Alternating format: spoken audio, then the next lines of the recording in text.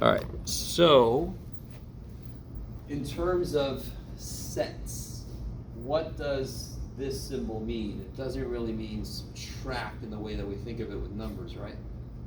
What does that symbol mean? So that by itself, would you be able to shade in what that by itself represents? What does that mean in words? It's everything that's S but not T.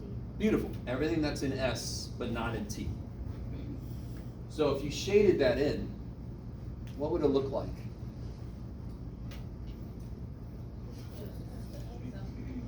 It would just be this here. It would sort of look like Kirby or whatever thing. It's not like Pac-Man. quite Pac-Man, because Pac-Man's got the linear mouth, right? You guys got it? So it'd be this guy by itself? Whenever I see a question ask me to shade and there's something with a union in between, I'm going to shade each piece because the union includes everything, correct? Intersection is only including what works in both things that you're intersecting. So if you can shade what this represents, you can shade what this represents, you shade them both and you're done. So that's what the union means, right? So you shade this one or that one. So you just shade both. Does that help with that question? Is everybody with me? So when you see a minus with sets, it's not quite like 9 minus 7. It's whatever is in this guy that isn't in the other guy. So basically, you're not going to do all of S. You're just not going to shade this piece because that's in T. I like it. And then T minus S should be very simple. Then it's the same idea, just the flip side. Okay, maybe. Okay. All right. Yes. Number 18, section B. By the way, if I remember correctly, it's been like a year since I taught this. Whenever I get a new math book, as a student, I would look to see what answers does it give me. I think it gives you all the A answers. all the A answers. Okay. And now you understand why I had to give some from A, some from B. So I gave you some with a safety net, and I gave you some without. Right? So don't forget, you can check your answers for the A questions. You can actually check your answers for this. Well, after all that, you have to tell me again. I'm sorry. What was it again? Oh, 18. 18. And B. Am I in B? Here we go. This guy. Yeah. Okay. So draw a Venn diagram that represents sets A and B as described here. Okay.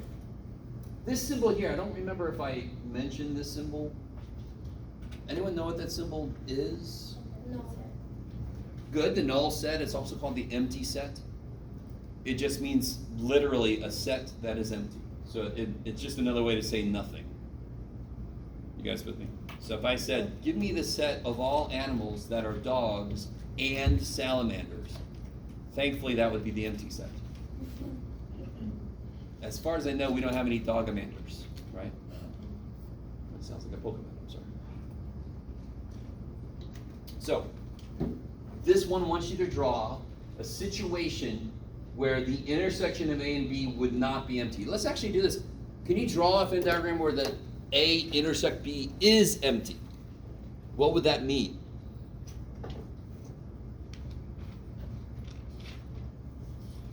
We do one little thing. In general, unless it's an emergency, keep those phones put away. I love it.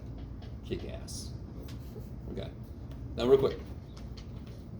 If I wanted the intersection to be empty, another way to say that in normal English is, I don't want the intersection to have anything in it. How would I draw A and B circles? They just wouldn't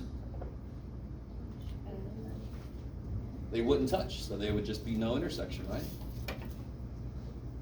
So again,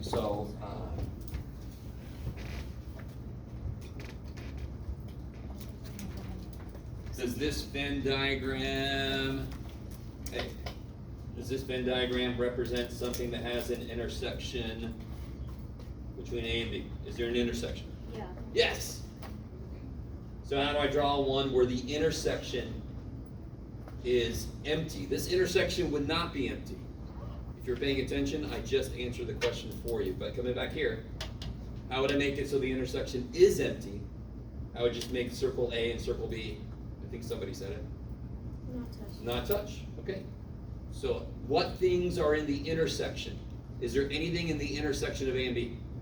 Nothing. Empty set. Nothing there. You guys get that?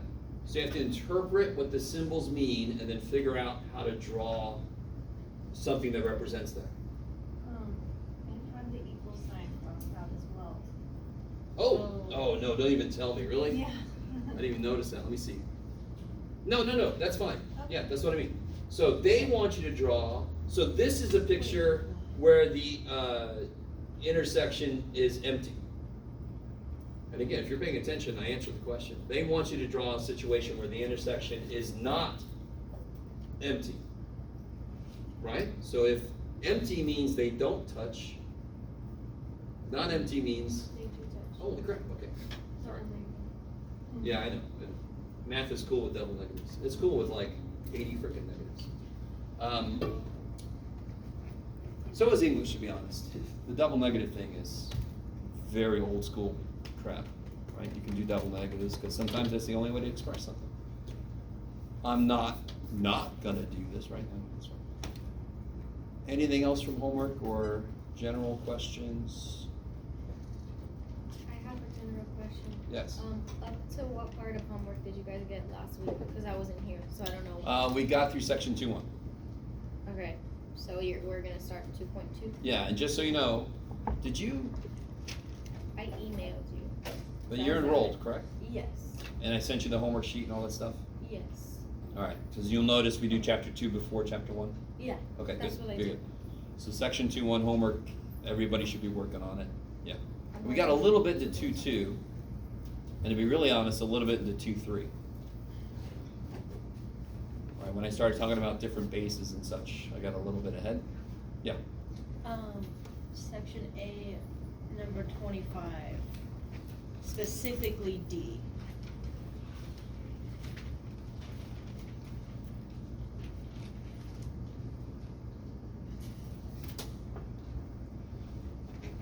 So M is the set of months of the year. J, S, and W are all subsets of that. Is that cool? In fact, let me say a phrase I don't think I've said yet. J, S, and W are all proper subsets. When I say proper subset, that means none of them equal the set. They're all just a piece of it. So a proper subset is like a less than. They each have less than, but they all have parts of it. All right, so this is kind of cool. I like this because the last problem was visual, and now this problem is more, you got elements to work with. What is, so specifically which one, sorry? D. D. Okay, so what I would do with this one is I'd figure out what that was. Now let's do that piece, and then I'll tell you what to do from there. What's that symbol there mean again? Together.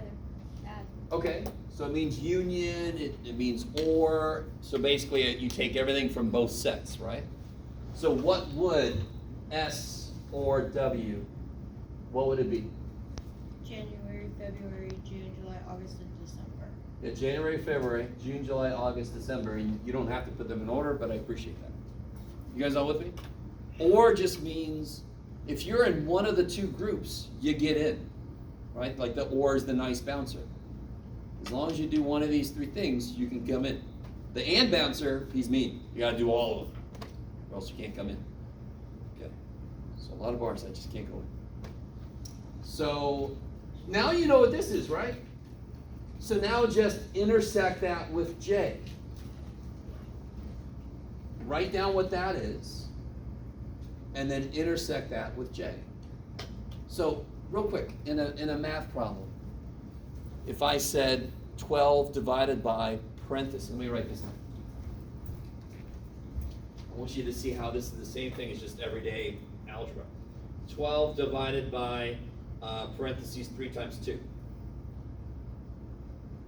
What would you do first? Yeah, parentheses. So 3 times 2, right? What's 3 times 2? 6. And then you would take that and divide it into 12, correct? So look back at the problem. What do you do first? What's in the parentheses? You figure out what that is, and then you intersect it with J. So you're not in your brain, you're not trying to keep track of all the S shit and all the W shit. Just write down what that is, and then intersect that with the J set. How we doing out there? All right, I just look around. I get some of you guys I don't want to play poker with because you give me nothing. Some of you guys look angry. Some of you guys look bemused now. Okay, I'll stop. Is that all right for that one? Anything else from the homework stuff? What about C for that same question? This here? Yeah.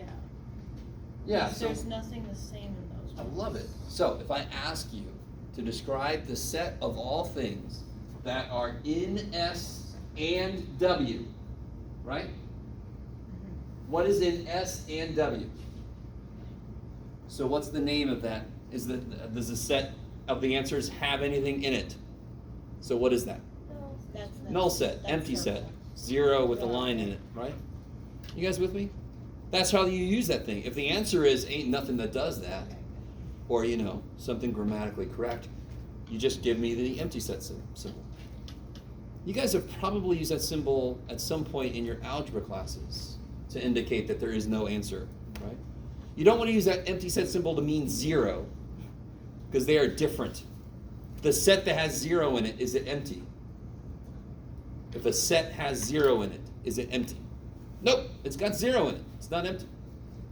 Okay, I like it. Poor little 0 dude. He's a number. Poor little dude. Gives us a lot of crap, right? Divide by him, things go to crazy shit. But he's still a little number, dude. He still counts. Okay. All right. Anything else from homework stuff? So just to let you know, every class is going to start with questions from homework. If I were you, I would do as much as I can to come ready with questions, right? I'm going to try not to do your homework for you, right? But if what I'm talking about doesn't go far enough and you're still confused, then you can always see me after class or in my office hours. Yeah. Where did you post the? Oh shit, let's see if I'm telling you true. I thought for sure I did.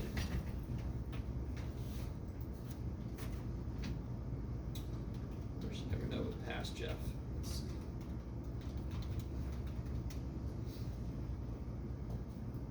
I might have posted it and not made it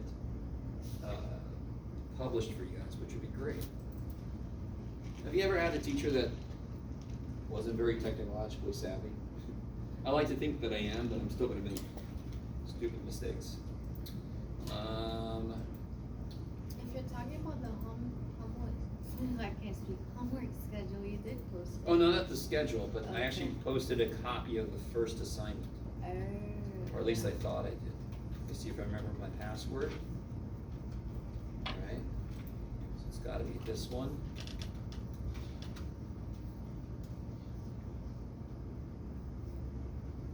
J. Okay. Into student view. Section 2 1, there we go. Under useful things. Right, section 2 1 homework. And when I put it in there, I realized it's reverse order. I didn't want to redo it, and I couldn't see how to, anyway, too bad. So you don't have to print these out. You can just reference these and do the homework. So if you don't have a book yet, you can at least do this.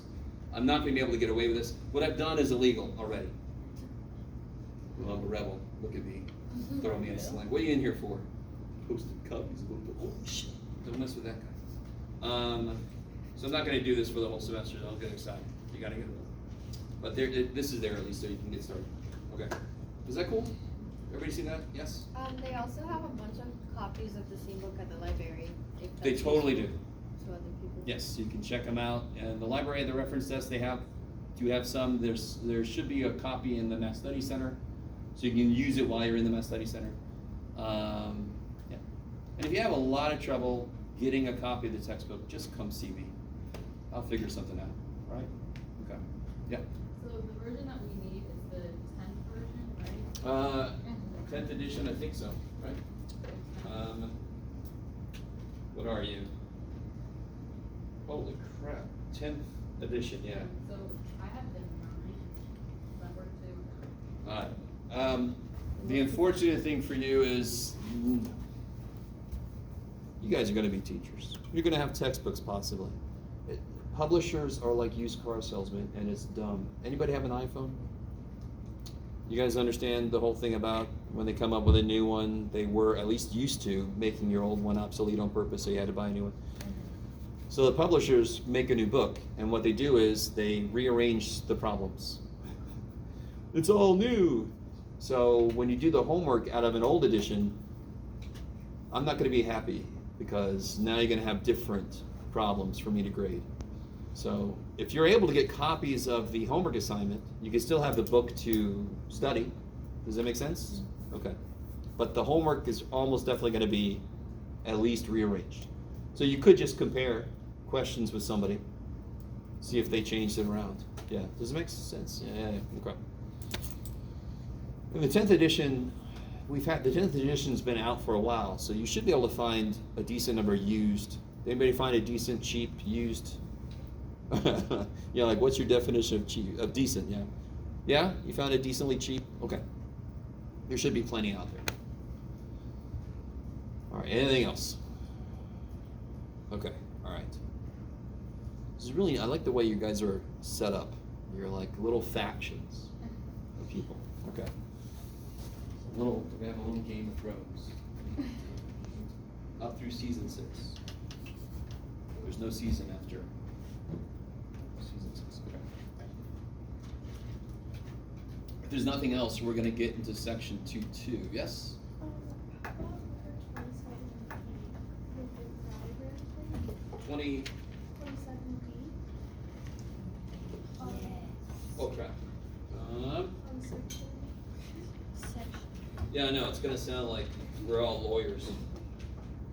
Well, it starts subsection B. So 27. So this one. Yes.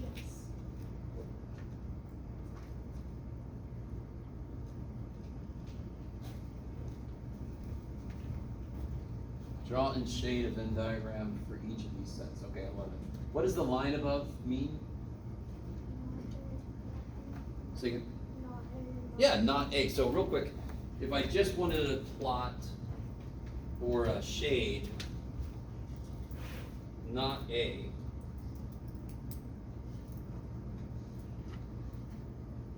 I think we did this last time, but just a reminder, how do you shade not A?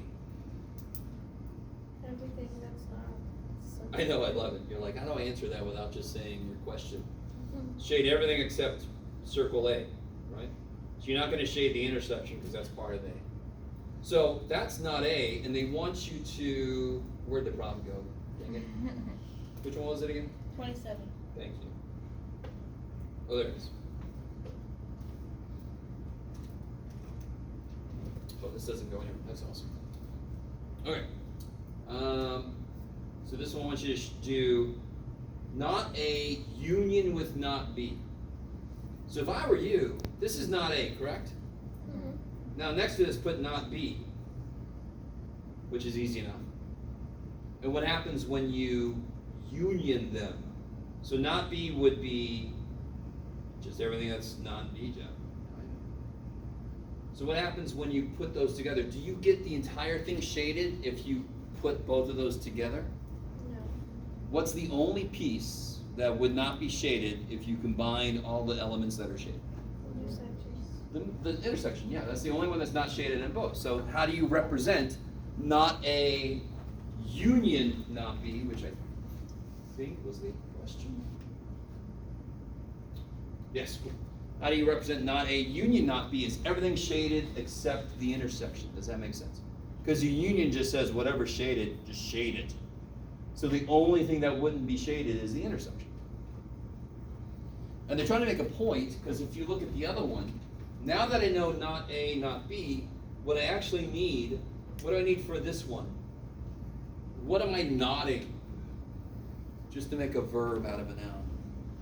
I like verbing nouns. What am I nodding? Yeah, A intersection B. So if I knew A intersection B, couldn't I then not that? You guys see what I'm saying? So to do some of these problems, you're going to have to do a series of pictures for yourself. You got to give yourself what A intersect B is before you can figure out what not A intersect B is, right? Now, not everybody's going to have to do that, but the less comfortable you are working with these things, you should give yourself more pictures. I love it. So it's gonna be everything but the intersection again. That's the point they're trying to make. But I Yeah. want you to kind of get there yourself. Yeah, Okay. I like it. No, I got it. I was There's making sure.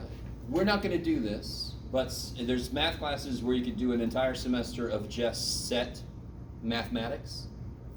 So I think I just pointed out, in fact, the Morgan's laws is a good one. I pointed out the other day something that looked like distribution, if you guys remember that. So we're not going to get into the algebra of set notation, don't worry. Anything else from homework stuff? Can we do the same problem but the A? Because I didn't get either of those. Oh, I'm still okay, kinda so- confused. U, what does the U mean? Universe. So that's everything that could possibly be, correct? So A has that subset of everything that could be, B has that subset of everything that could be. List the elements of the sets, so A intersect B, and, okay. So again, the same thing. So the beautiful thing is, this is a visual, so what do you do before you can do this guy? You figure out what that is. And then you can knot it, correct? So what do I do mathematically? This is more of a math, not so much a visual. How do I knot A intersect B? Well, first figure out what A intersect B is. What is A intersect B? What's A intersect B for part A? What are you doing? 4, 8, 16. The question of intersect is just what's in both. That's it. That's all intersect means. What's in both? 4, 8, 16. So can you now do what is not those? Yes? Including. So what's not 4, 8, 16? What is A intersect B? 4, 8, 16, correct? Right. That's what A intersect B. So now what's the question really? What is not 4, 8, 16? Does it include everything in the universe? Yeah. Or just in Totally. the two? That's why I have to give you a universe, is because if I ask you a not question, you're like, do you want me to write every other number in existence? No, you only write the stuff that isn't in A intersect B, but does exist for this problem. So what are the only numbers that exist for this problem? 2, 4, 6, 8, 10, 12, 14, 16. That's the universe for this problem. Okay, I like it. Maybe. Yes? Not the answer to the question was, it could be like 2, 10, 12. What did we say? 4, 8, 16. It's going to be more than that. So basically, I really. All right, let's actually do this problem. This will be one homework problem we'll do together. Okay. Thank you. I'm sorry. You're good. So just this first piece, and I'll leave the other part for you. So in order to answer the question not A intersect B, I have to know what A intersect B is first. Does that make sense? Yes. So A intersect B, does everybody agree that that's just 4, 8, 16? Yes. Because those are the things that are in. So then not A intersect B just means not 4, 8, 16. What is in the universe that is not 4, 8, 16? 2, 6, 10, 12, 14. There, see? So one thing about math that as elementary teachers you guys need to reinforce. There are people that are naturally good with math. Would you agree? Yeah. I think one thing that a lot of them have in common is they're able to break problems into parts naturally. Does anybody here draw really well? Would you agree, something I've finally learned about drawing is you're able to see the component shapes that go into a whole thing. So when you draw like a face, you don't, I draw a face, I'm like drawing a face. You guys see ovals and you see triangles and you see, is that sort of true? Okay, pretend like it is. I'm sorry. I think that's pretty much the way it is. You naturally are able to, so either you naturally are able to break something you're trying to draw down into its component little basic shapes, and then you kind of put details on top, correct? Is that roughly? I mean, that's a really oversimplification, but I'm sorry. Or you have to learn. If you want to draw and you can't do that, you have to learn that.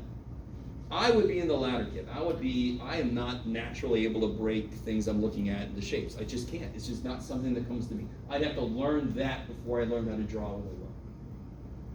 And one trick I think they do is they have you turn something upside down. So then you're forced to see the parts instead of seeing the whole thing.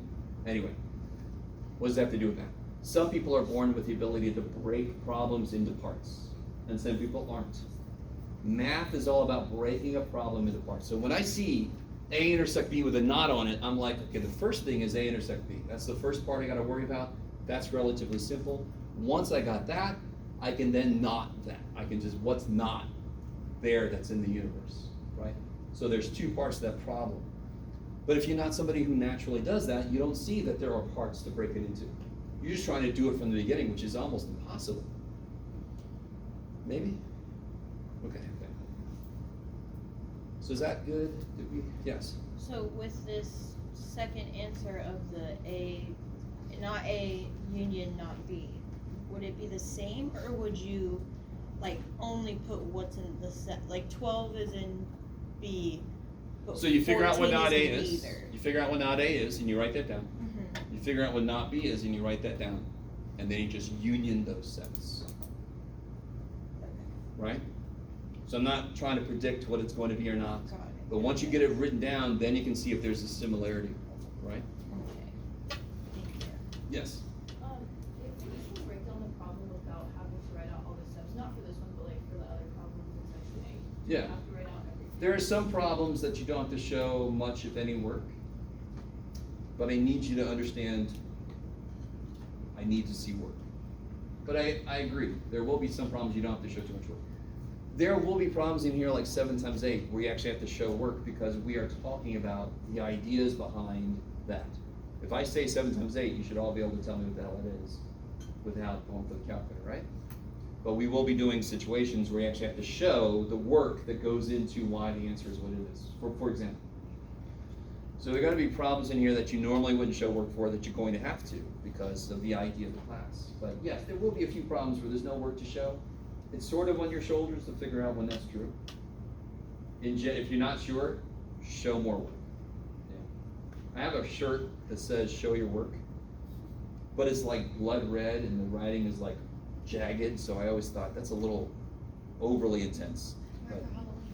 Huh? Wear it for Halloween. There you go. That I can get away with it. I also have a shirt that's, you guys know about asymptotes?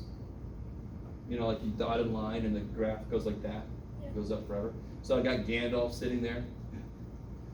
And it says, "You shall not pass," right? You guys with me? Bad joke, but all. I shouldn't wear that on the day of the final. Because that would be, you know, somebody might take that. You know about me? I don't know. You know. Anyway, so there are some shirts I got.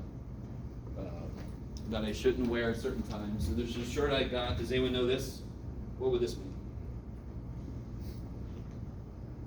Vodka? What are these symbols? Like, what is this? Yeah, absolute value. So what is this? It's absolute value, right? So I have a shirt because I thought of it. I searched. I saw somebody made a shirt out of it. I'm like, damn it, I'll support you.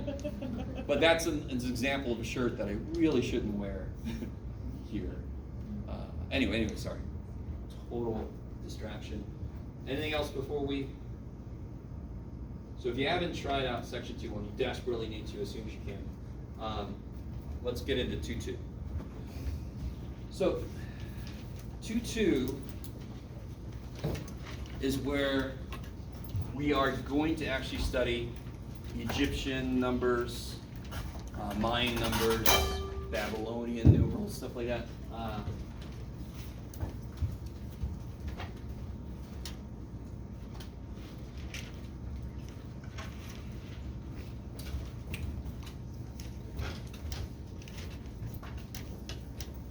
So the first thing we're going to talk about, before we get into other civilizations' numeration systems, that is a mouthful. I want to talk about a few basic ideas. And last time I did talk very quickly about this, but I want to make this really clear. When I write this symbol, let me make sure you're going to see what I'm talking about.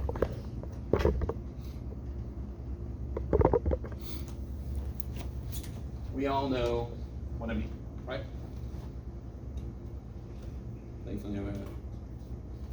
What does that represent?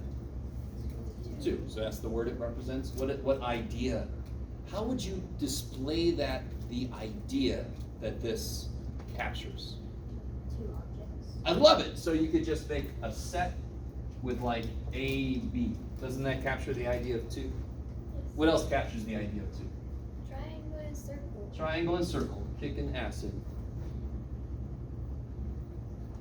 Right, so anything where I have 2 symbols or 2 somethings, right? So we've already internalized 2 is related to an idea of the amount of something, correct?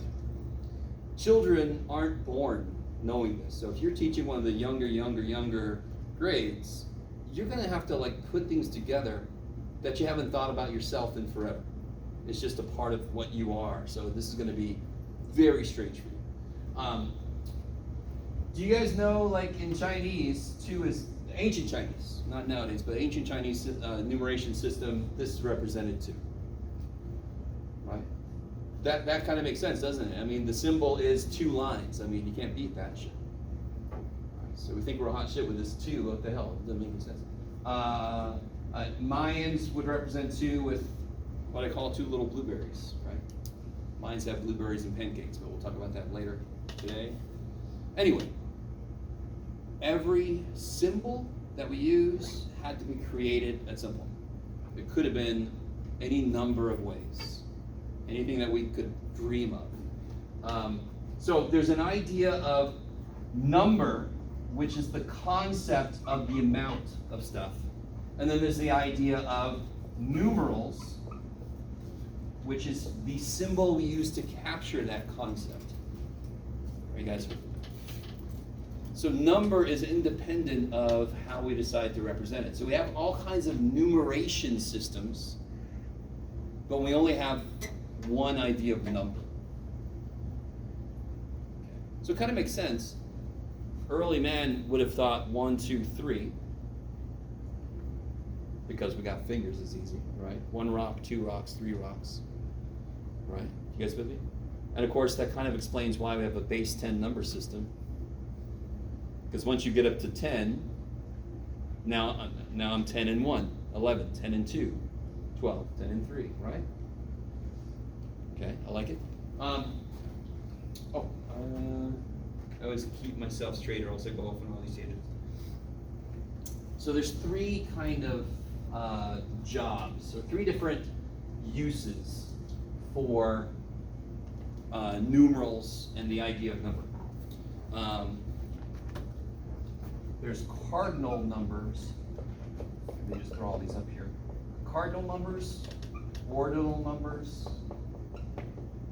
and then the last one's kind of weird. Yeah, identification numbers. Anybody have any guess for those? Any of those 3, what they might mean? Yes. Identification's like a zip code or a phone I number. love it. So, if we have zip code 91941, does the 9 do either of the 9s? Does the 4? Does the 4 actually represent the idea of 4 things somehow? No. So that is actually using numerals just as a label, correct? You can also think of jersey numbers, right? If my jersey is 27, yours is 26, am I one better than you? Or are you one better than me? No, it's just names. There goes number 27 down the sideline, right? Okay. What about ordinal numbers? Order. Yeah, crazy. It's when I'm trying to order things. Right, so that's basically what ordinal numbers are. So for example, I mean, it's taking a number at the deli, right? So I'm ordering things. I'm just gonna, that's all this is, ordering things. And by the way, not placing an order. So cardinal numbers is the word that's weird, because some of you guys might think of that means something to do about birds or something. Cardinal numbers is basically the main thing about numerals. One of the main reasons we come up with numerals. Cardinal numbers is just how we describe the number of elements in a set. So when I say there are 6 people in the room next door, I've just used a cardinal number. I've used a numeral to represent the amount of things. If I'm number 11 at the deli, does that mean I have 11 somethings? No, that's the number that's keeping order with the other people, so that's an ordinal number. If I order 11 bagels, now that's a cardinal number, because that represents the amount of something. Are you guys with me? And again, on one level, this is kind of a little silly, but on the other level, we don't really think very often about the fact that this doesn't mean shit in terms of number, really. These are numerals used as labels. So cardinal numbers is when we use numerals to actually count the number of elements. I don't know if anybody's ever heard of cardinal numbers. Yes? Okay, maybe a few of you guys. It has nothing to do with any religion, for example, or birds, or whatever, or baseball teams. Okay.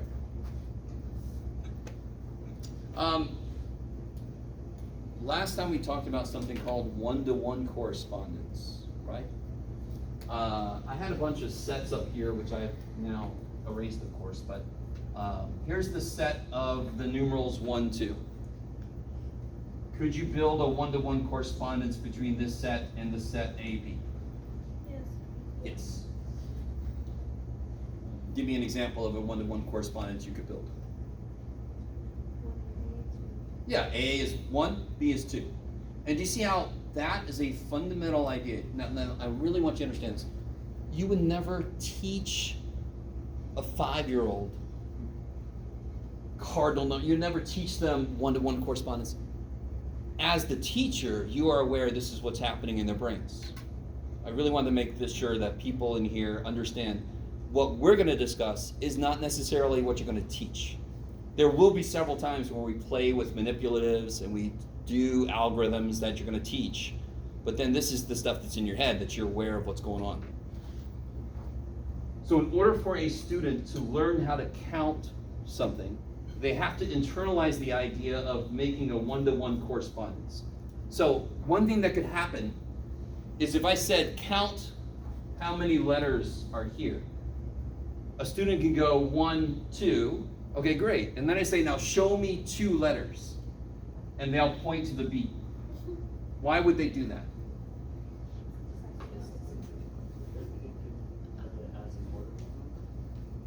They're thinking of it as an ordinal number, or like the order of things. I see. When we ask them to show me 2 letters, what would we want them to do? Point to both. Point to both, say, okay, there we go, something like this. There, right? There's 2 numbers. Why would they point to the B? Go back to how they counted. How did they make a one-to-one correspondence? 1, 2. So when I say show me 2 numbers, they see 2 means B. What happened? They connected because B, another name for B is 2. So when you ask me to show the 2 numbers, I'm going to go to B. They haven't put it together that 2 also means the total number of things. Does that make sense? What's really weird right now is, and of course we're talking about really young kids that haven't put these ideas together.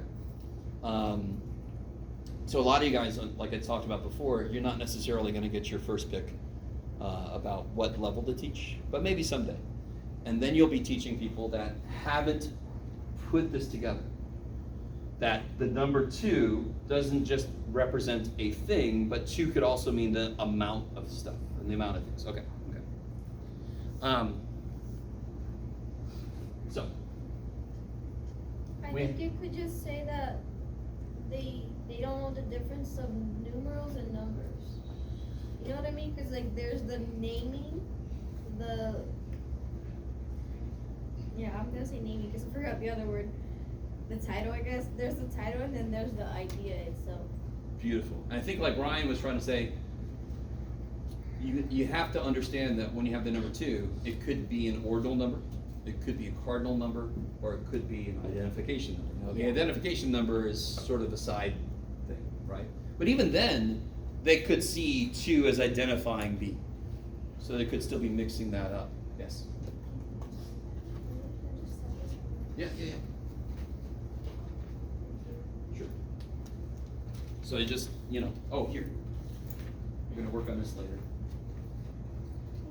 Sure. Okay. Bye. So some nice little notation, real quick. If I say, here's a set, and here's a set.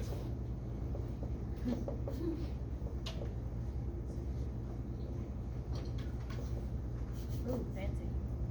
I know. When I have this symbol here, that means the number of elements in A. So the answer is going to be what kind of number? Cardinal, right? Cardinal numbers identify the amount. Ordinal numbers just are used to order things. They don't necessarily refer to an amount.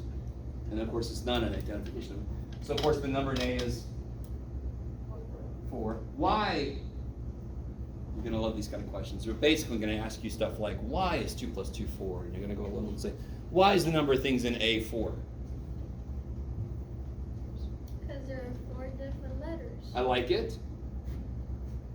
Can you make a one-to-one correspondence with this set and the set 1, 2, 3, 4? Yes. So that explains why the number of things in set A is 4. And again, I totally get that. I've already said this, but we're looking at something really already basic and going even a level below that, right? Which is always weird. That's why I love it. So it doesn't matter what the correspondence is, but I can make a correspondence. And again, another mistake a student would make would be 1, 2, 3, 4, 5, 6. They kind of forget what they've already identified, you know what I mean? And for them at that point, it's more giving them all their names. It's almost like an identification thing instead of representing a number of. So those are things that they have to learn separately. Okay. So in general, of course, the number of things in B, of course, is no. Okay. Now, I wanted somebody to argue that you can count each little thing, but obviously 1, 2, 3. So if the number of things in A is M, okay, here we go. So our favorite thing in the world is a general statement. If the number of things in A is M, then A corresponds to the set 1, 2, 3, M. Nothing too major, right? If there's M things in A, I should be able to make a correspondence between the set A and the set 1, 2, 3 up to M. Okay, nothing groundbreaking.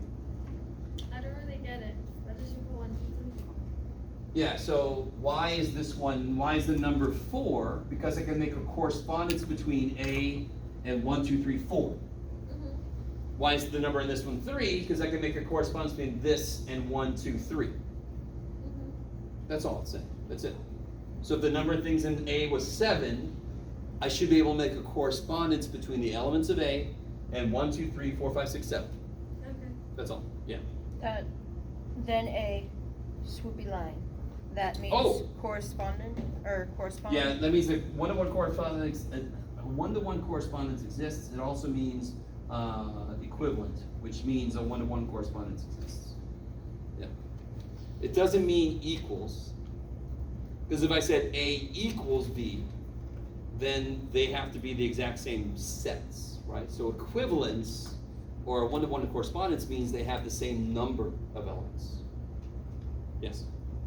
This might be just you reteaching something, but could you explain how you got for number B equals 3? Because isn't it A and B, so it would change? Set B. Set B is this set. And just because there's 3, okay. Yep, that's it. So all this means, so we already know a lot of shit. So if I just said how many things are in this set, you go 3. So right here, we're just analyzing it at a deeper level because your students, now again, you're never going to tell your students all of this shit, right? but this is the kind of thing you're trying to get them to intuitively grasp, right? So why is the number of B 3? Because I can make a correspondence between B and 1, 2, 3. I like it. Okay, cool. So we're just getting used to some of this terminology: correspondence, equivalency, all the kind of numbers, all these kind of things. Right? One thing I haven't done, and I always, every time I teach this class, I'm not really the greatest at it. Maybe I'll do this in a bit. Every section, they do try to identify the Common Core and the NCTM principles and concepts. So for example, let me show you this real quick. And I don't really enjoy talking about these because they're really dry, but as a future teacher, your whole life is gonna be basically dominated by this, right? Unfortunately. Oh, see?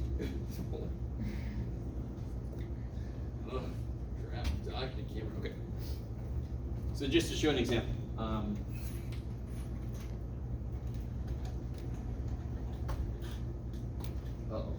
okay.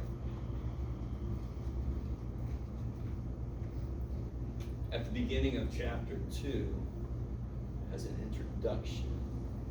And then it's got, anybody know about the NCTM? National Council of Teaching Mathematics. And also the standards for school mathematics, but we also have Common Core and all that kind of stuff. Right? So these are, here we go, Common Core. So you have, what really makes teaching at an early level so great is that you have multiple guidelines and required things that you have to make sure you include. Which kind of, to me, might, if I was an elementary teacher, I might feel a little stifled by that. You've got to desperately find the creativity within that, right? You got to not feel too stifled by trying to hit all these different things. You have to kind of like play with it a bit. So they, in every chapter, and I think in some sections, they actually highlight going back to these various things: Common Core, NCTM, the standards for school math. So here's like pre-K through 2, second grade. Everything that they should be able to do, everything you need to work with them on, for example. Okay, I like it. What's the name of the, is it TEAS? TEAS, the test that elementary teachers have to take? You guys know about that? TEAS is for nursing, I'm sorry. You guys know about that? I have to look that up. I don't know about it. Because I went to college thinking I was going to become a high school math teacher. So I actually took, it was called the Praxis test, way back when in Virginia, for certification in Virginia. I can't remember what the name of it is in California right now. Say again? CVEST? Maybe. It's not familiar, but it could be. All right, don't worry about that right now. Okay. Coming back to this.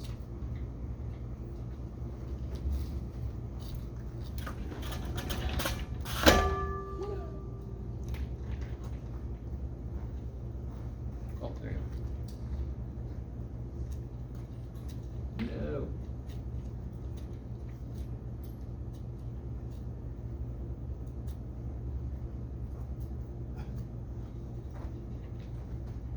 No. Okay, youth. So we got the different kind of numbers, all the different ways that numerals can be used. Some of them have nothing to do with the idea of number, like zip code. Right? It really has nothing to do with the idea of number. Then we get the kind of next thing you want to talk about. Once you get students understanding like 1 through 10 and so forth, it's be almost too broad of a question. What do you think would be the next thing you would want to get them to understand? That's kind of a very broad question. I just want to see what you guys say. So once you've talked about, let's say 1 through 10, the numbers 1 through 10, right? What might be the next thing? Yes? Maybe like groupings, how to group them together. So like even numbers, odd numbers? Not a bad suggestion. They definitely want to talk about that at some point. So there's a little broad question. So maybe the next thing is the idea of how to order the numbers. Not just, because everybody can chant at some point. You can like A, B, C, D is just memorized. 1, 2, 3, 4, 5, 6 is just memorized, correct? So if I ask somebody, is 2 less than 5? There's actually 3 ways to think about the answer. Now, right now, for us, there's one way. Yeah. Yeah, because we've completely internalized what 2 and 5 mean, what they could represent, all that kind of shit. But we're talking about people that haven't done that yet. So the first way that you can figure out that 2 is less than 5 is by the chant. 1, 2, 3, 4, 5. I said 2 first. That must be smaller, correct? So one way to figure out how to order numbers is that it kind of makes sense. The chant is ordering numbers, so then you can figure out. So one way is, this sounds really funny to me. Just see a room of kids in little druid robes. 1, 2, 3. Don't do that with kids. That's really rude. Okay. You might get some parents worried. So the chant. Well, that's all I'm going to say. 1, 2, 3. A, B, C. Easiness. The second way, which I've completely just forgot, is actually kind of related to what 2 and 5 could mean. So they could mean cardinal numbers. So if the number of something in set A is 2 and the number of something in set B is 5, so one example of this would be that, and then this would be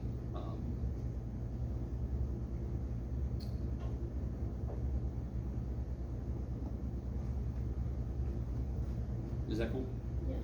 So if I just ask the student which one of these has more stuff in it, they really don't need too much from me once they understand what those words mean. They can pretty much say that, right? They know very quickly which bag is more candy. I want that one, please, thank you, right? Nothing against candy, nothing against kids. I don't like it. So it's understanding that this number represents an amount, and I know that that's more than that, which is a different, obviously very different from just 5 comes after 2 in the chant that I say, so therefore 2 is less than 5, right? I like it. And then you get the most boring but most direct way, which is 5 minus 2. a number line. We're nowhere near subtraction, by the way. My bad. No, you're good, you're good. We are right now setting up the numerals, correct? So subtraction's coming. How would I use a number line to explain to somebody that 2 is less than 5? Yeah. So I always think if it's this direction, it's less. If it's this direction, it's more, right?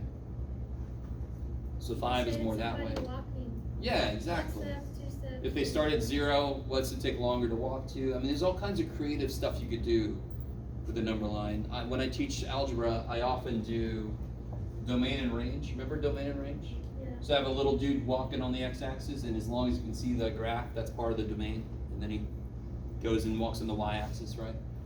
So that's beautiful. I love that. That's the kind of creativity you can do within something like number line, right? You can be a little creative about it. Okay. Also, this helps. We're nowhere near, get this, the entire first part of this book, the entire first part of this semester, we are not going to talk about negative numbers. They get introduced later, which kind of makes sense because it kind of mimics history. At one point in history, negative numbers were thought to be imaginary. Why? Because what people were doing was, if I have 2 apples and you take 3 of my apples away, do I have the anti-apple? Like, I have a negative apple. What is that? Little apple black hole. Oh, you owe me an apple. There we go. So now we understand the idea of debt and the idea that negative numbers could represent debt, right? So you're the weird apple tax man. I've only got 2 apples. All right, you owe me one. I'm going to come back tomorrow. It's like, shit, all right. Is everybody kind of with me? I know, I go off on tangents, but there's a lot of stuff here. So there's no way you thought that ordering numbers would have this much to do with it. I want to, but before, it's a little breather between this stuff and the Egyptian, Roman, Babylonian number system. I want to show you a few videos of kids doing math, right? Shit, let me see if I remember my Oh. I think I do. Alright, hold on. So many passwords.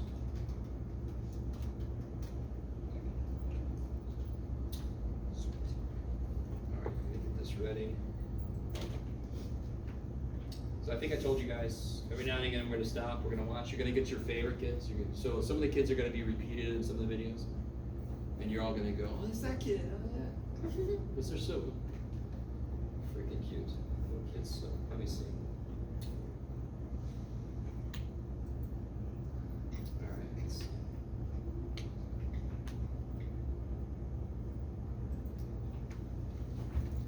So we're gonna watch some kids doing some stuff related to 2-1 and the beginning of 2-2 here. And then I'm gonna ask you to make some observations. There's not a lot going on in these first few videos, so we're not gonna have a ton to talk about, but it's still kind of interesting to watch really young kids. Like the first couple here are kindergartners working with some stuff. I probably shouldn't record this. Wiley might put a strike on my channel. Oh, thank you. Yeah, that's right, because I turned it off for I didn't that. see the little red button. I was like, I don't think he's recording. Yeah, you guys helped me out if you noticed that. Thank you.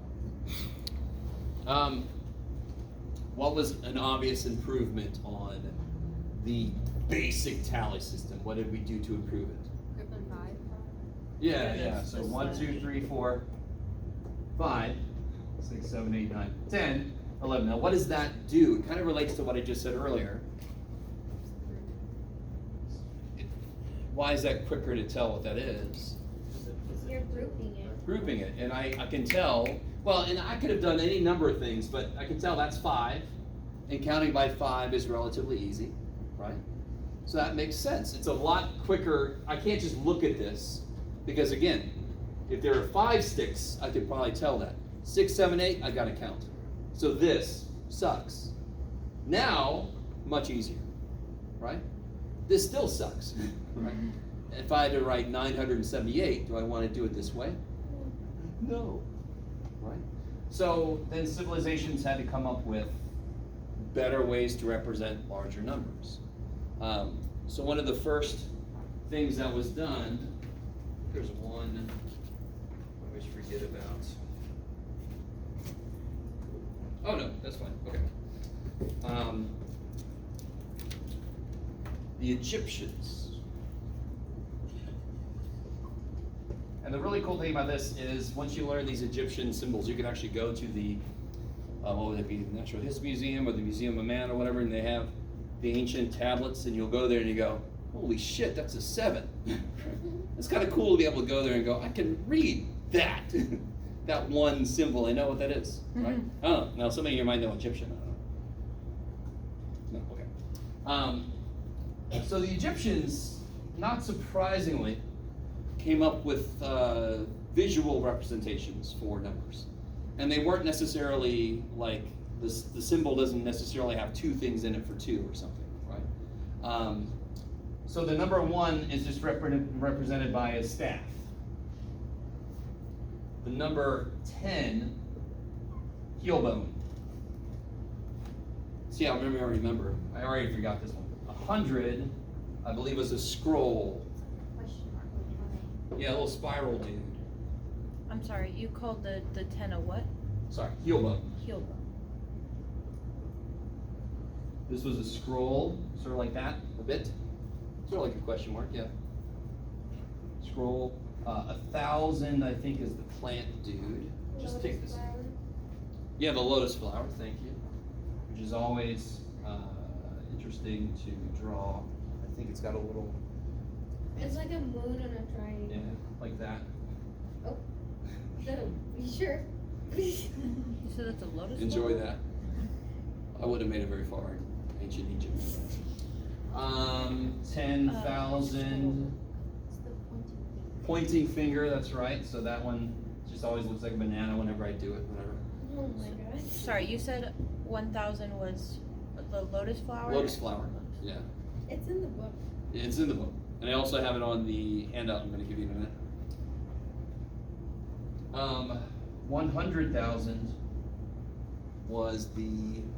Do I even have this down here? Do they tell you that in the book? I don't Yeah, think so. it's a fish. Oh, It's good. all the way to- It's the fish dude, that's right. And then 1 million is my favorite. What's 1 million? Astonished man. Astonished man.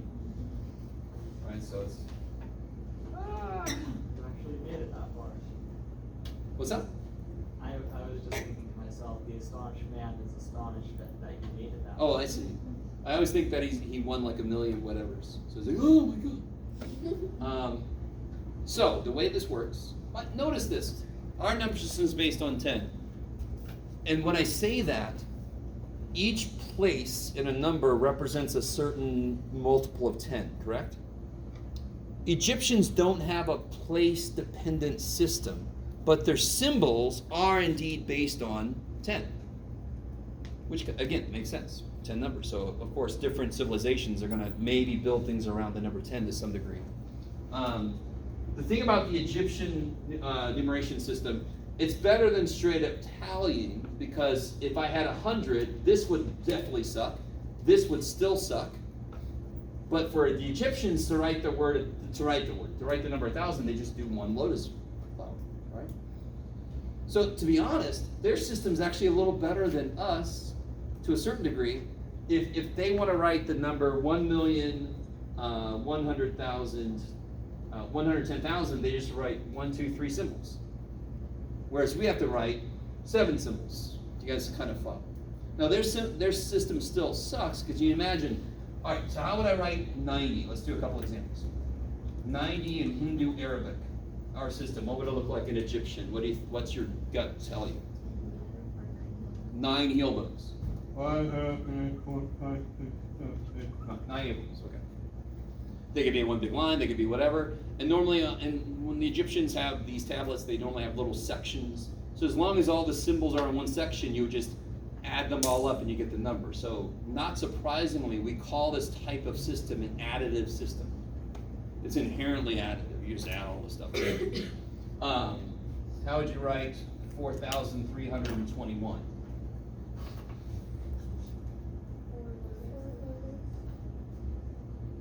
4 lotus flowers, 3 French hens. So, as they do this, they devolve. 4,000. 3 scrolls. Not scrolls. Scrolls. 2 heel bones. And a staff. Okay. And they can be like just. They could be anywhere. I sort of group them. They could be whatever the hell, as long as it's clear they all go together. Because do they have to be in any kind of order? Is it better they are? Yes. Do they have to be? No. Because whatever the hell they are, I just add them all up. Right? You guys with me? Now, if you're a learned ancient Egyptian, you've gotten to the point where you can just see this and you can tell what that means. But even then, once it's above 5 or 6 symbols, you're going to have to count. So it still sort of sucks to some degree. Nothing against the Egyptians, because it's really hard to create your number system from scratch. Okay, so there's not much more I could kind of throw at you. That's pretty straightforward, right? You got to love Egyptian symbols. On a test or something, I would give you these. You don't have to memorize them. I'm never going to make you memorize something I don't have memorized myself. And I'm pretty sure you noticed I didn't remember some of these. Math 120, we used to teach these in Math 120. I think I told you this. And I actually assigned them to create their own number system. Mm-hmm. So at some point, I actually knew this really well, but it's been a while. Roman numerals. You guys know some Roman numeral stuff. I know you do. What do you guys know about Roman numerals? Anybody tell me anything?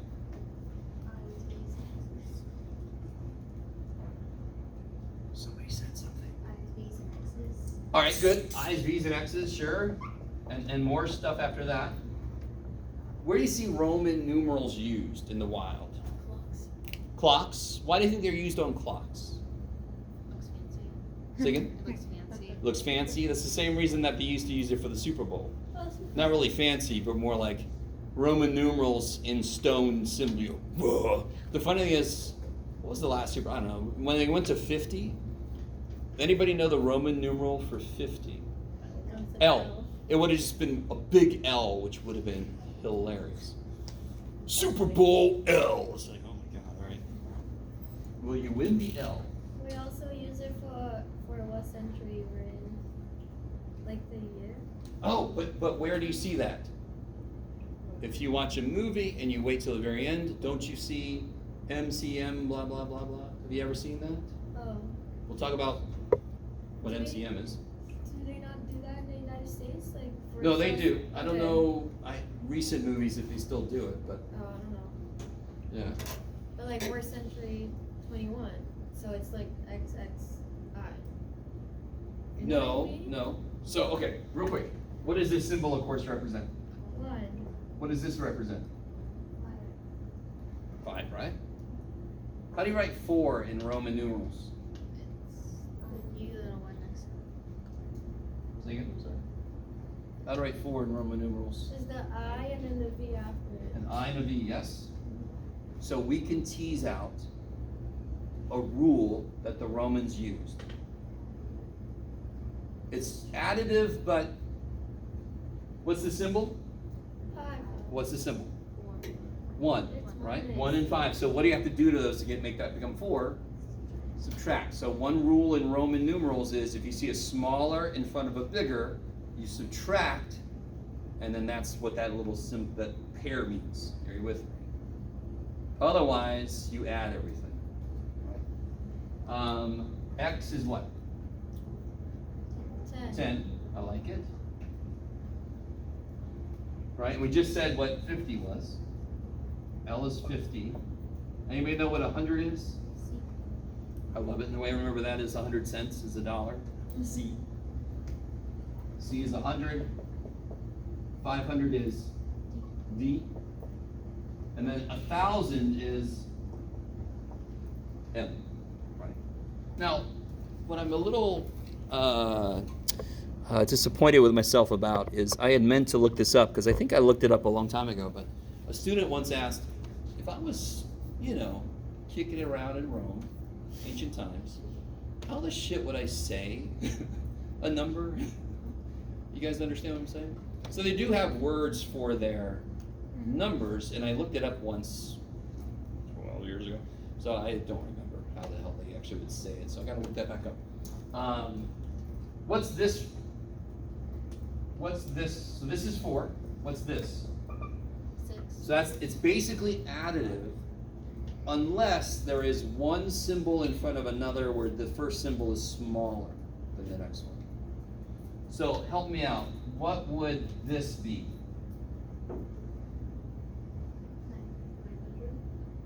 900, right? It's 1,000 minus 100 because the smaller dude came first.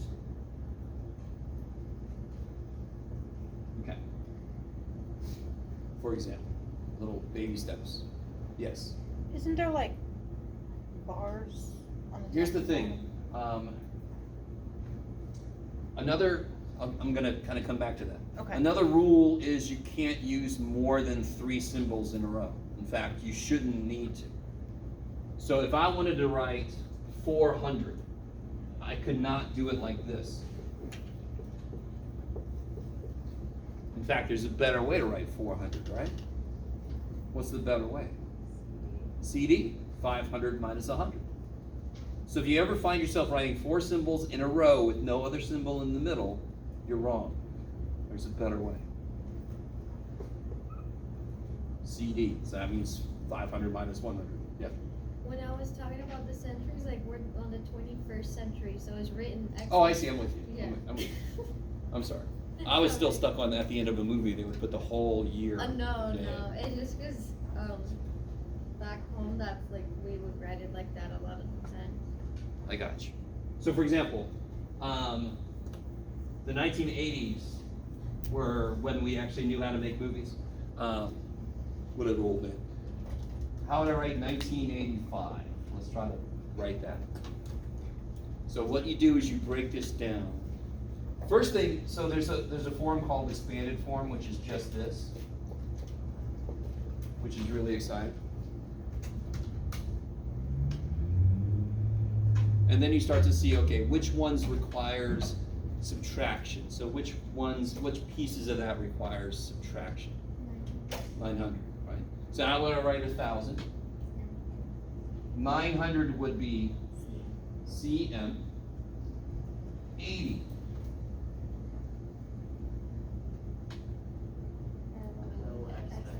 Good, this is 50 plus 30, so it'll be 50 plus 10 plus 10 plus 10. That's 3 symbols, which is perfectly fine, right? So 90, of course, would be XC, 100 minus 10. Right? So I still don't need 4 symbols in a row. And then 5. Yay! So if you ever saw a movie that was made in 1985 and you wait till the very end of the credits, you will see exactly this scroll by at some point. Because at some point in the past, they said, yeah, let's make it Roman numerals, yeah, make it all fancy. Okay. Real quick, going back to the clock thing, the reason we use Roman numerals on the clock is because further away, it's easier to tell them than our numbers. So if you have like a big clock somewhere, you'll see Roman numerals very often because it's easier to kind of tell what those are from far away. And then somebody else could argue, it's just, you can put whatever the hell symbol, I just know which direction the dumb thing's pointing. Like a swatch. You guys ever seen a swatch? Another 80s thing. No numbers, just pointing directions, yeah. Anyway.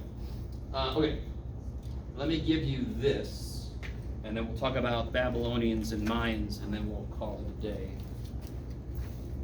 So this is, it really focuses on Egyptians and Romans, because they're sort of the more complicated stuff. Well, not complicated, but the Egyptians are complicated just with the symbols.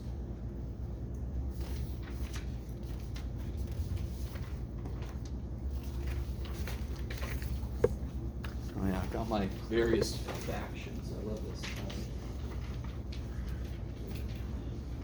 Just go that up behind you. Let's see what happens. This is for this faction. I'm gonna have this page of notes open for they add. That's a lot of cool. Are we learning Chinese too? Where did they end up? This is a lot. Oh, one day. Everybody's good? Oh, you one? Oh yeah, that's right. Somebody's not here. So, okay. That's at the bottom.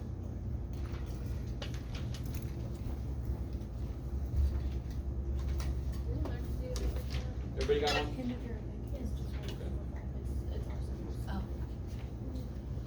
Everybody got one. Got one too.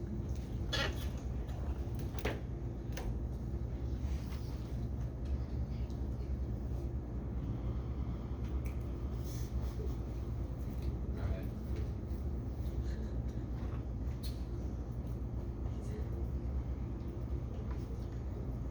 So, I mean, this is just to kind of help you with your notes and with your homework. You can have it sit next to you. So this goes through the Egyptians. Egyptians are very straightforward, just the numerals get a little interesting. And again, did I put the page number down here?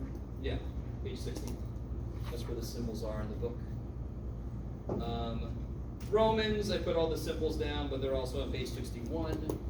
I enumerate the 3 rules. So the first one's about looking for pairs of things. If there's ever a pair where there's a smaller in front of a bigger. Now here's the trick. How do we write the number 8?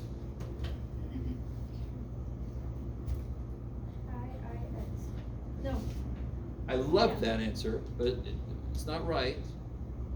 But I love that answer. No, it's V and then V-I-I. V-I-I-I. So the rule is it's only a pair of things that could subtract. So you can't put I-I-X in mean 10 minus 2 because it's only a pair of symbols that would subtract. These are the rules they came up with. If you can invent a time machine, you can go back and kind of help them, but oh well. So 8 is VIII, but 9 is IX. IX, exactly. Got it, okay. I love it. Again, if any of you guys have a problem with it, just consider our English language. That's some shit. So we can't talk about it. Blah, blah, blah. So I think we talked about all these things, right? Any other letters sit next to each other gets added. You never need, okay, 4 with the same symbol. I love it. Plan of action. Then to give a little example about how to translate. So, just wanted you to have this kind of handout to kind of capture all the various components. Especially Romans have some weird rules. Let me see. Let me stay up here, so I'm not trying to stop the camera long and on forever. So here's something interesting. So now we're going to talk about Babylonians and Mayans. Let me start with Babylonians.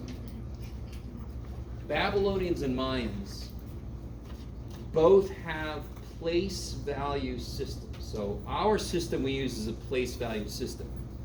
So if I just ask you, I have a number, and somewhere in the number I see this, you cannot tell me what that represents. Agreed?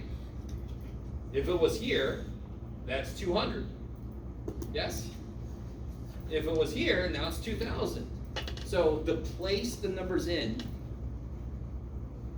determines what that actually represents. In this case, it represents 2,000. Amazing. Egyptians, Romans did not have that. They don't have a place value system. Still additive, and Romans got a little bit of subtraction going on. Okay. Babylonians. Sometimes they shorten the baby, but just in case there's any Babylonians out there, I don't want to offend them. Babylonians, let's start with their symbols. How many numerical symbols do we actually use? Say again? No? In our system, how many symbols do we use? 10. 0. Right? And then we combine those in all these different ways to make bigger numbers and blah, blah, blah. Smaller numbers with decimals, blah, blah. Okay. Babylonians have 2 symbols, and that's it. They have a symbol for 1. And to be honest, what's really interesting is they did a lot of stuff on clay tablets, and the little thing that they used, the end of it looked like a long triangle. So I'm going to show you the actual way the symbol would look, and then I'll show you a quick way we could write it so you're not going crazy trying to draw them. So the actual symbol for 1 would look like a triangle. I'm just going to use 1. I'm just going to use a 1. You with me? So the end of the little chisel dude looked like a little triangle, so that's what they did. To make 10, I just suddenly forgot which way they face. This is so weird for me. Go ahead. To make 10, it's a little Pac-Man dude. So you actually put the symbol, you do 1 hit there, and you do another hit there. You see what I'm saying? So you do stamp, turn it a little bit, stamp. And that's the symbol 10. So not surprisingly, I'm just going to use a less than symbol for 10. Okay. So there's a whole interesting thing about why they chose the symbols they did. So again, this is still kind of roughly base 10 in a way, because their symbols are based on 10 to a certain degree. So let me ask you this. How do you think they would represent the number 12?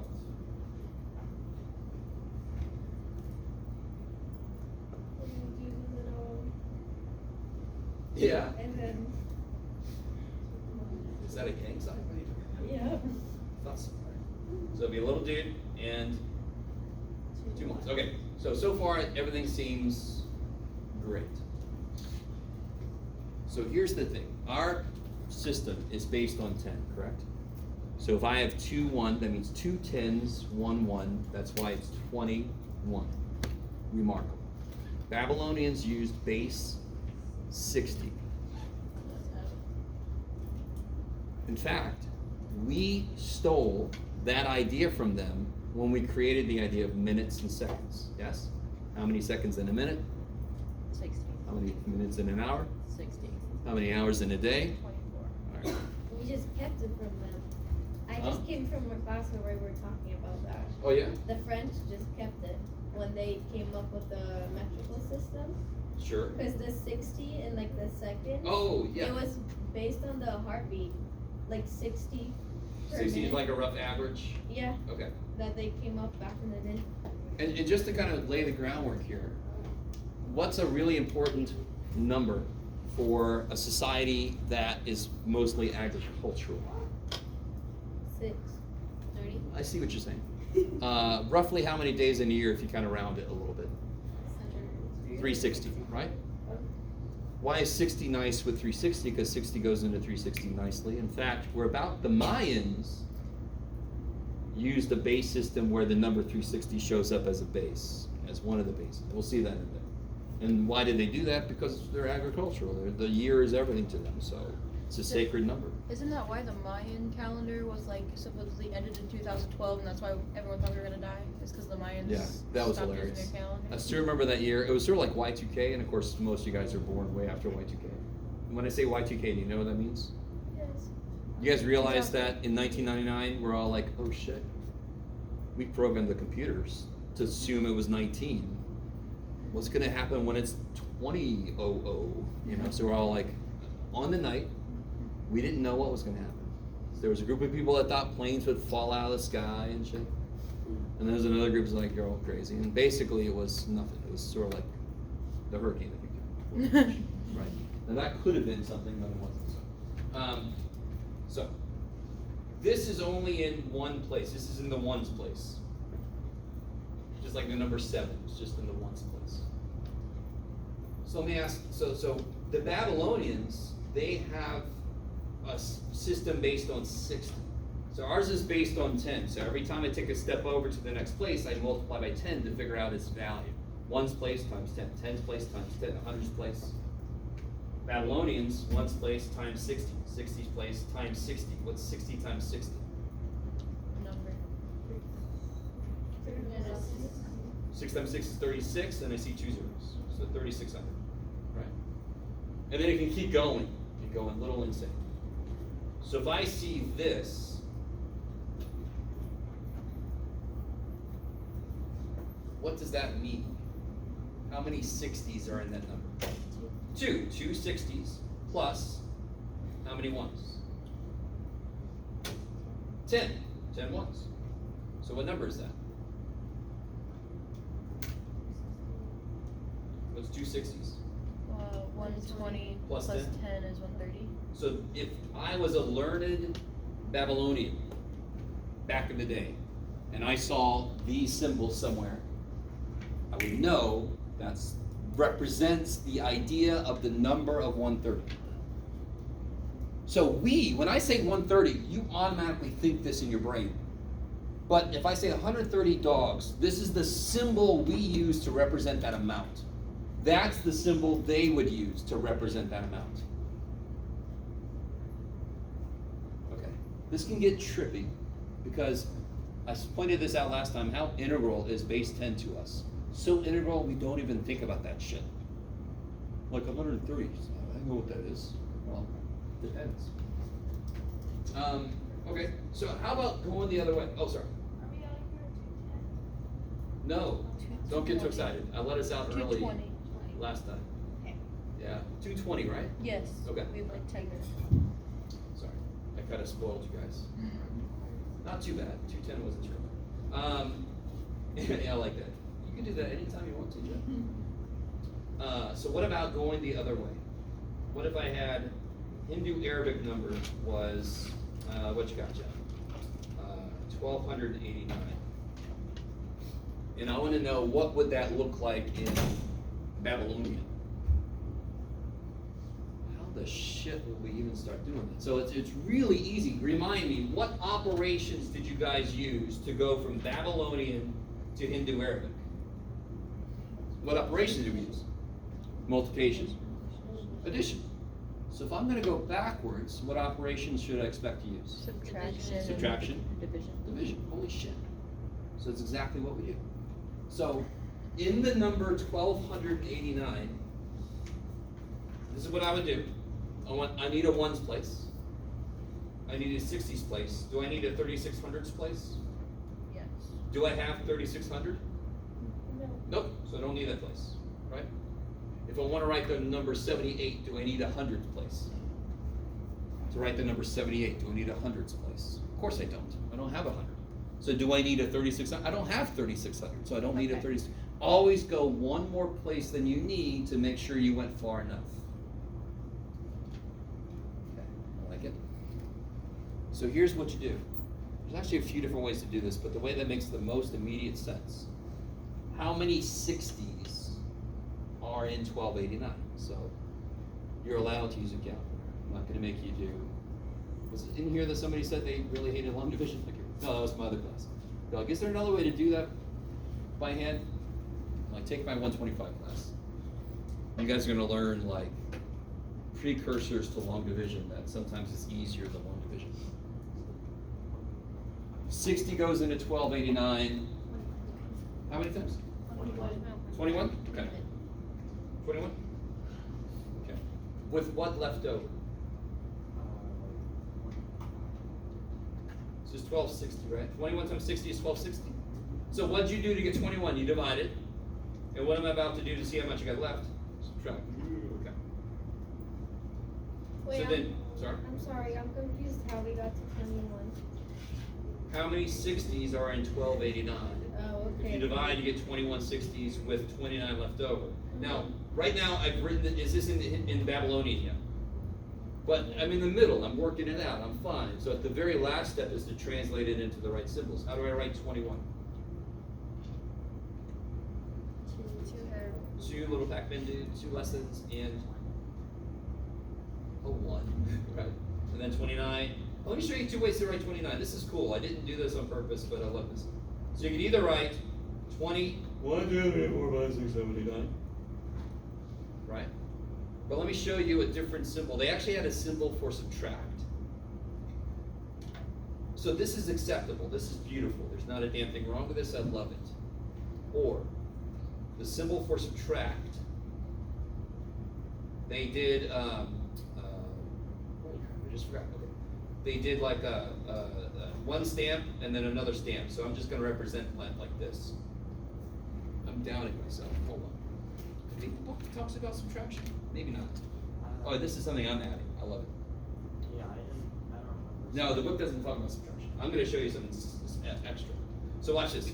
I could then write this as 21 and then 30 minus 1. You guys with me? That's definitely preferred to this, yes? I guess. Would you prefer us to write it that way? I don't care. So if you'd rather write it with an insane number of like ones, go for it.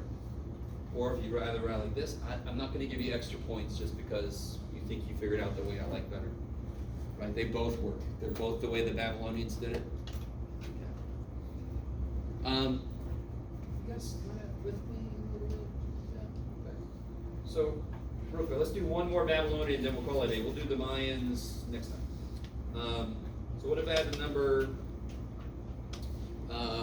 3,807? So the first place to start is your places. So obviously I picked that for a reason. You always get the ones place, 60s place. Do I need a 3,600? Yes. Yeah. That's pretty obvious I don't need the next one, but can somebody tell me what the next place would be? Yeah, calculators, right? No? Like, yeah, I don't feel like taking that. Class is almost done yet. 216,000. So obviously that's too many zeros. Maybe. Obviously I don't need that list. So this first step is really obvious. So you start at the highest place you got. How many 3600s? 1. What's left? 207. So I like to think of it this way. This place took care of 3600's worth of the number. I've got 207 left to take care of. What can 60 do for me? 60 to 207 goes 3 times. 3 times. So this would be 180. So what's left? 27. 27. And now you got 2 ways to write that. So you can either do, so let me just write this 27. So we can do Hindu Arabic in the middle, and now I can make this into Babylonian. So it'll be 1, 3, 20, 1, 2, 3, 4, 5, 6, 7. Or you can do the subtract. You can write this instead. You can write this 30 minus 3 to make it 27. Is that cool? So again, calculation-wise, not difficult. Different. Base 60. If I would have just said base 60 to you in the beginning, you would have all like, shit. Yeah. So they're placeholders, so just because it's a 1, it's 1 of the 3600, but then the 3 lines is just the 3 of the 60 because it's Yeah, so they have to have a space in the middle, or else it might look like it's 4 60s, right? okay. So the space is in the middle. And for a lot of their civilization, they did not have a symbol for 0. It was actually invented later, and then not too long after that, they collapsed. It wasn't Xero's fault. It was cursed. I think it's in. So if you see me, come up and see me. Otherwise, I will see you guys on Thursday. I think our first quiz, let's try to make it for Tuesday. So quiz next Tuesday on section 2. It'll be a quick little quiz. Do we have to do these? That we'll do next time. So next time I'll talk about Mayan. If you look on the back, we'll do these. We're not going to do all these. Okay. This is actually a handout that I gave to my 120 students. But it's not homework. Not homework, no. So we'll do Mayans. There's the Mayan stuff.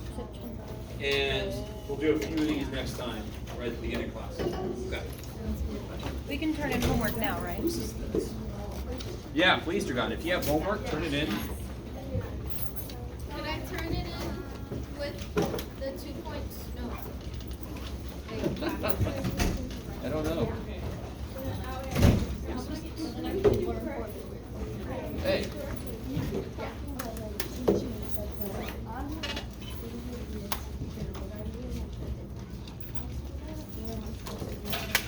So why did you sign up for this one?